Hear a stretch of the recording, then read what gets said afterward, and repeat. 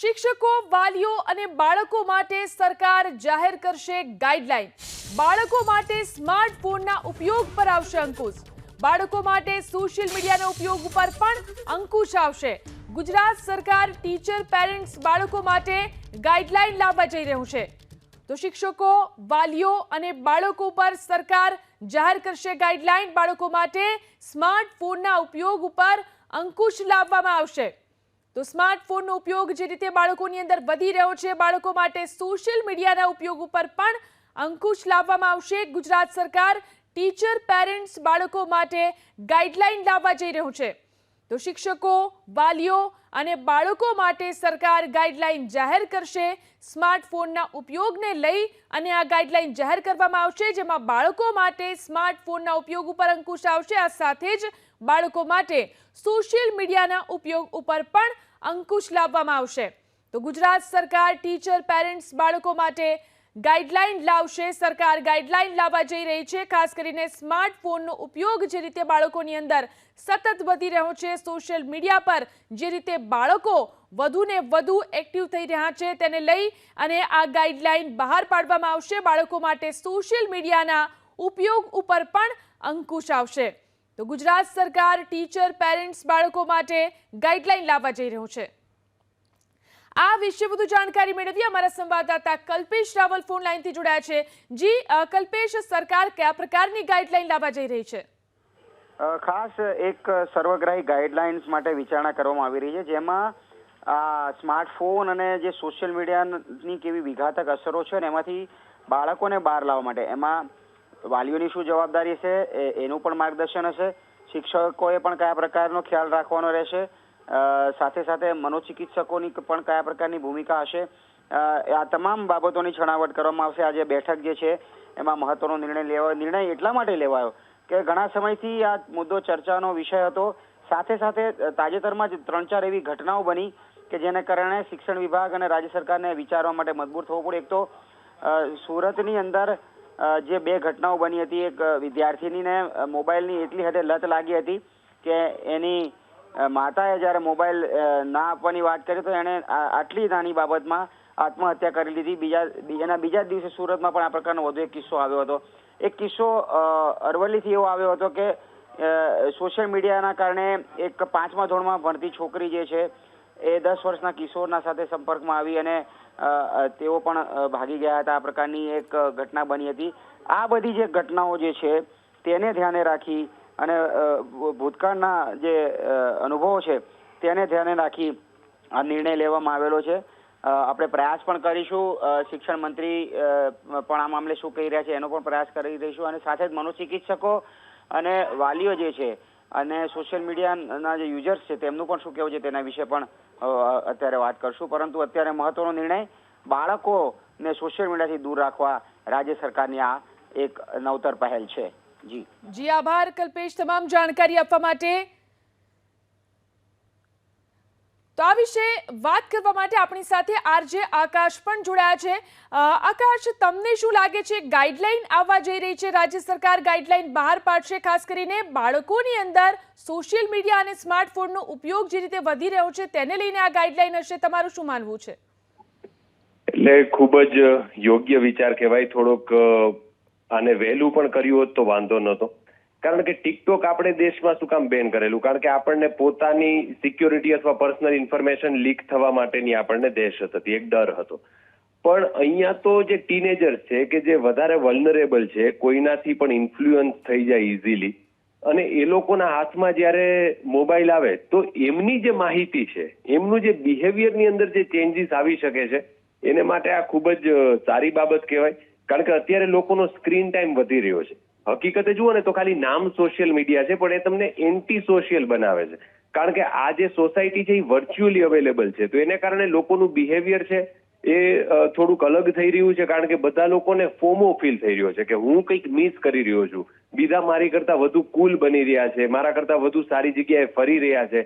તો જે ટીનેજર બાળક હોય કે જેને અત્યારે કદાચ સ્ટડીઝની અંદર વધારે રસ લેવો જોઈએ, એને ઉલટાનું એવું થાય કે આમાં ભણવા કરતા તો આ બધી રીતે નાચી લેવામાં વધારે મજા છે, કારણ કે આમાં વધારે રૂપિયા છે। તો આવી બાબતોની અસર ન પડે એટલા માટે એટલીસ્ટ એના ઉપર ગાઈડન્સ જરૂરી છે। આકાશ, ખાસ કરીને મા બાપ માટે એક મૂંઝવણી હોય છે કે માતા પિતા પોતે જ્યારે સ્માર્ટફોનનો ઉપયોગ કરતા હોય, સોશિયલ મીડિયા પર એક્ટિવ હોય, ત્યારે તેઓ બાળકોને કશું કહી શકતા નથી. તે મુદ્દે તમારું શું કહેવું છે? એટલે આમાં એવું છે, મારા હિસાબે આમાં છે ને મોનિટરિંગની જરૂર છે, પ્રતિબંધ નહીં, પરંતુ શરતોને આધીન. આપણે કેમ બધી વસ્તુઓ અમુક છૂટ આપણે 18 વર્ષ પછી આપીએ લાયસન્સની, છોકરા માટે જેમ કે લગ્નની વય મર્યાદા 21ની હોય, તો એવી રીતે પોતાની રીતે ઇન્ડિવિજ્યુઅલી યુઝ કરી શકે એની એક એજ હોવી જોઈએ. બાકી પેરેન્ટલ ગાઈડન્સ ખૂબ જરૂરી છે.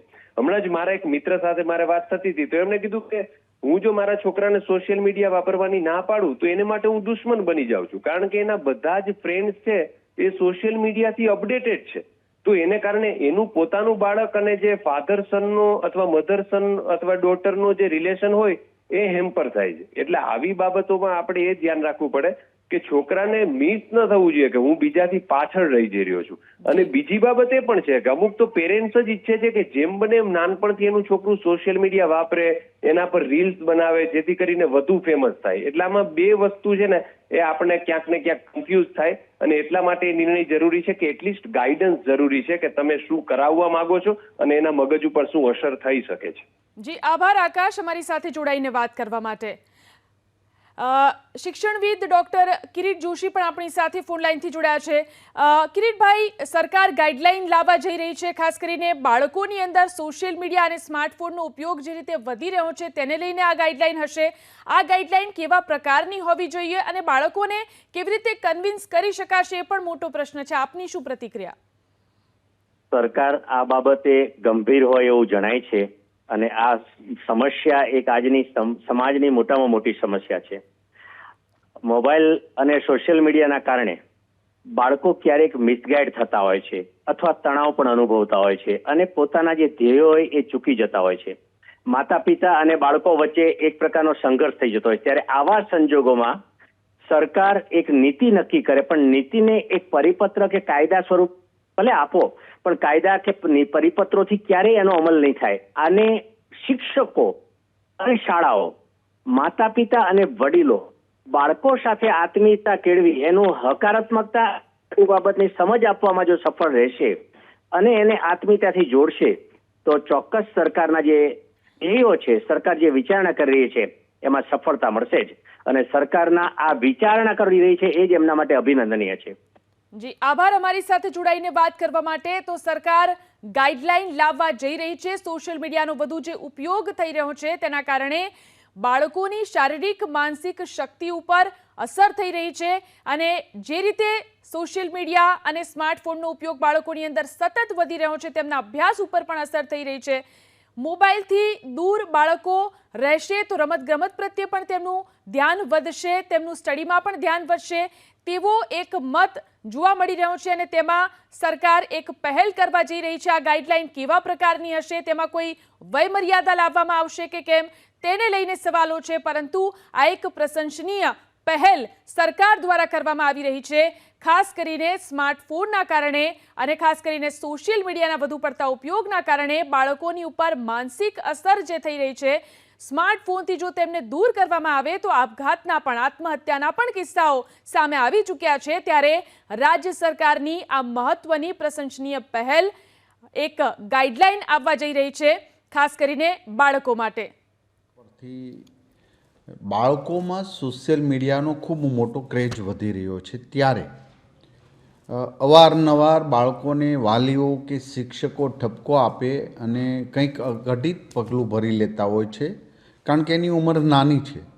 બાળકો ઘરેથી મોબાઈલ ના આપવાથી ભાગી જવા, રિસાઈ જવું, આત્મહત્યા સુધી હવે એ પ્રયાસ થવા માંડ્યા છે. ત્યારે રાજ્ય સરકાર દ્વારા આજ અમારા સચિવશ્રીઓ, અમારા IAS ઓફિસર સાથે, ચિલ્ડ્રન અને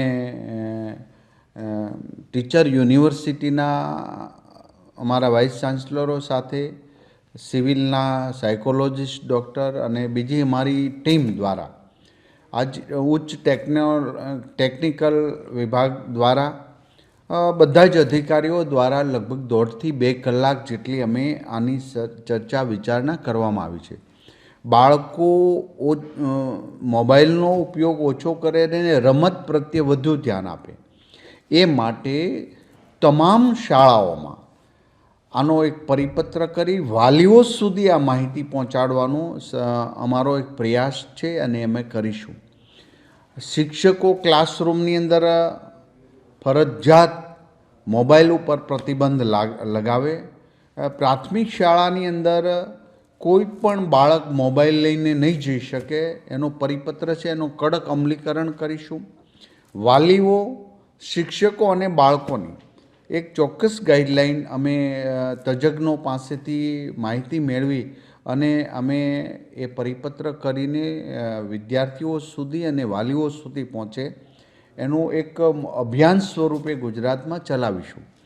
આ તમામ માહિતીઓ બાળકના આંખને કેટલો દુરુપયોગ, આંખને કેટલું નડી રહ્યું છે, બ્રેનને કેટલી. તો આ વિશે વાતચીત કરવા માટે ડોક્ટર ખ્યાતિ મેતલિયા કે જેઓ એક મનોચિકિત્સક છે તેઓ આપણી સાથે જોડાયા છે.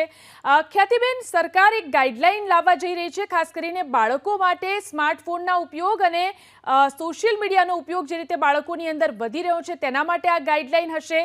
તમારું શું માનવું છે, સ્માર્ટફોન અને સોશિયલ મીડિયાની બાળકોના મન ઉપર, તેમની માનસિકતા ઉપર કેવી અસર થતી હોય છે અને આ ગાઈડલાઈન કયા પ્રકારની હોવી જોઈએ? હા, જીલનબેન, સ્માર્ટફોનનો યુઝ છે બને ત્યાં સુધી બાળકોએ ના કરવો જોઈએ. પણ આજની આપણે જે સ્થિતિ જોઈએ કે ઘણી બધી વસ્તુઓ ભણતરને લગતી, બીજા નોલેજને લગતી કે ઇવન એક્સ્ટ્રા કરિક્યુલર વસ્તુઓને લગતી ઘણી બધી વસ્તુઓ સ્માર્ટફોન થ્રુ જ એક્સચેન્જ એટલે કમ્યુનિકેટ થઈ રહ્યું છે. એટલે આપણે સ્માર્ટફોનનો યુઝ 100% બાળકો માટે આપણે વર્જિત નહીં કરી શકીએ, પણ સોશિયલ મીડિયા, ગેમ્સ અને બીજી ઘણી બધી સાઇટ્સ છે કે જે બાળકો માટે નુકસાનકારક જ છે, એ બાળકો માટે ચોક્કસ બેન થવું જોઈએ. જી, આભાર ખ્યાતિબેન અમારી સાથે જોડાઈને વાત કરવા માટે.